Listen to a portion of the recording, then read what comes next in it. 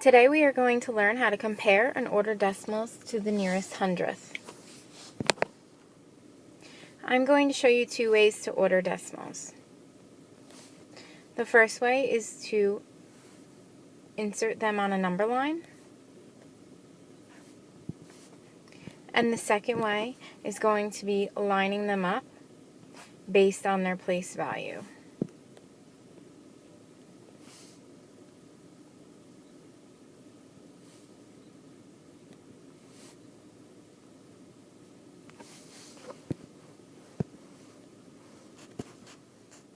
Let's start by taking a look at a number line. If you take a look at these four numbers, you know that they are between 0 and 1 whole. The first thing I want to do is make sure they all have the same amount of digits. So this first number here, I have to add a 0 as a placeholder in the hundredth spot in order to make them all have the same amount of digits. Another thing I'm going to do is in the middle of my number line, halfway, I'm going to mark the halfway point, and that's 5/10 or 0.5. Now, I'm going to take a look at these numbers and I'm going to plot them on my number line. If I look at this first number here, 3/10 or 3/100, I know that it's a little bit more than halfway between 0 and 5/10. So I'm going to plot that right about there.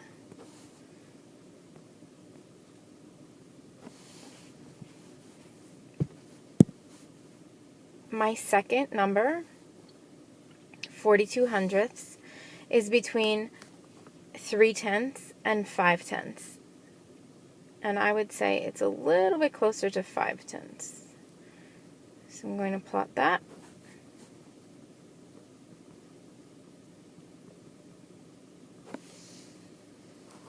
Okay, and I take a look at my next number, 29/100.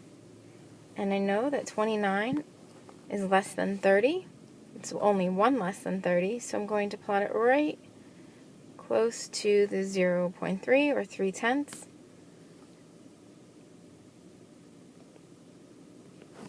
And my last number, 38/100, is going to be between 3/10 or 3/100 and 42/100. So I will plot that, and I will write it in. Squeeze it in here. And now I have plotted all of my numbers. By using the number line, you can tell which one is the greatest and which one is the least greatest. So if I were to put these numbers in order from greatest to least, I would say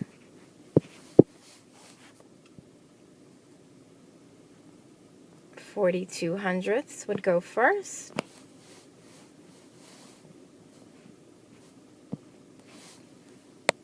38/100 would go. 38/100 would go next.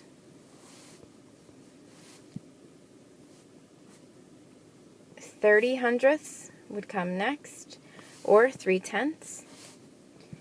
And 29/100 would go last. That would be putting them in order from greatest to least. I'm going to take these same numbers again, and instead of putting them on a number line, I'm going to line them up with their place value, and I'm going to compare that way. So let's start off. Let's start off with 39/100.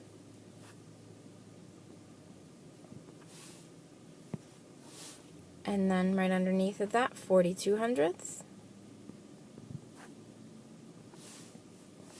Underneath of that, 29/100.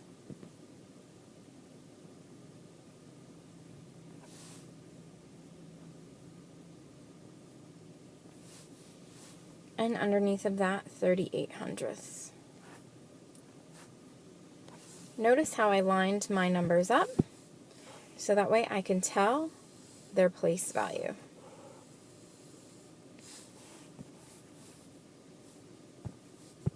Now, I'm going to compare starting from left to right. I notice that they all have zeros in the one spot, so I'm going to cross them out because I can't compare them. They are all the same. I'm going to look in the tenths spot, and here I have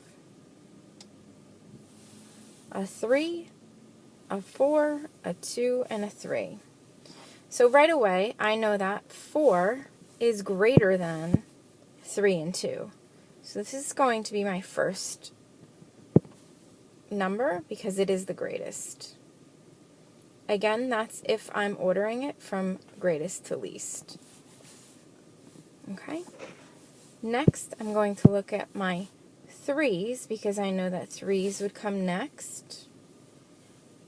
And what I'm going to do is just bring them over to the side here and compare them.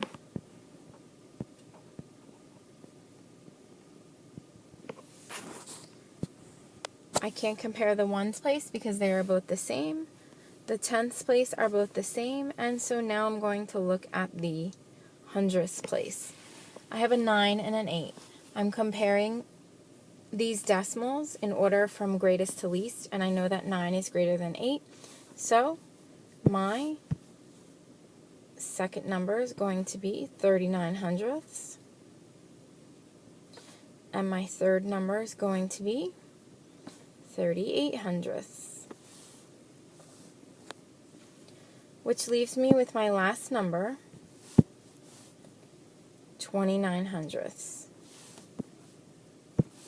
And with that, that is the least, so that would be last. So my order is 42 hundredths, 39 hundredths, 38 hundredths, and 29 hundredths. This is a way to order decimals based on the place value. Here is a problem for you to solve using either a timeline or lining up the decimals. Sarah ran 0.46 of a mile, or 46 hundredths of a mile. Jack ran 84 hundredths of a mile.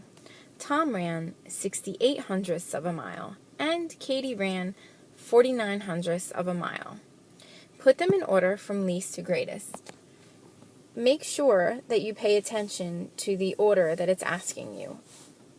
Let's just say that one more time, from least to greatest. So, you may pause the video and compare these decimals, putting them in order from least to greatest. Now let's double check our work. If you were to line up these decimals, line up the dot,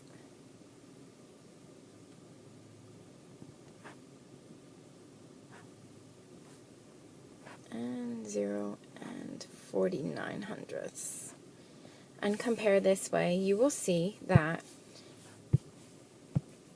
in the ones place, there are all zeros, so you cannot compare them. In the tenths place, we have a bunch of different numbers. So we have a 4, an 8, a 6, and a 4. We know that 8 is the greatest number. But remember, we're not looking for the greatest, we're looking for the least. So we need to take a look at the 4 in this number and the 4 in this number, because those are the least amounts. So I'm going to pull those decimals over here to the side. That's that one. And 49 hundredths. Oops.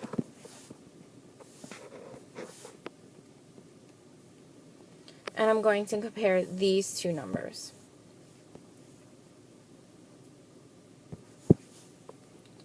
If I look at the ones place, I have both zeros.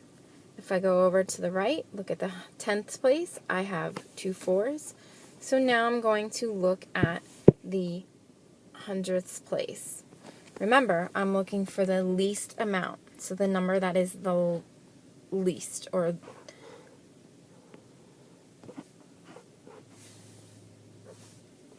So now I have a 6 and a 9. I know that 6 is less than 9. So my first number in the order from least to greatest is going to be 46 hundredths. And then my second number is 49 hundredths. I'm going to come back over here and compare these two numbers back in the tenths place. I have a 6 and I have an 8, and I know that 6 is less than 8. So 68 hundredths would be next, and 84 hundredths would be last because it is the greatest number. Let's review. In comparing decimals to the nearest hundredth, you can use a timeline, or I should say a number line, or you could put these numbers in order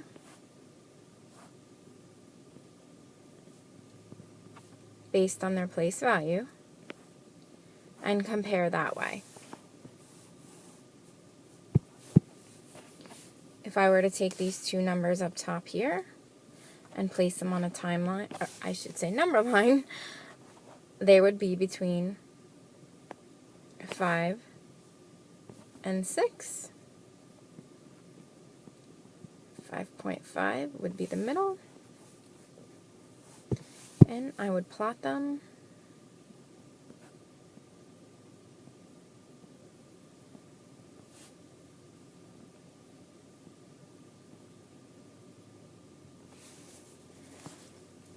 and then if I were to look at these and compare, my ones place are the same.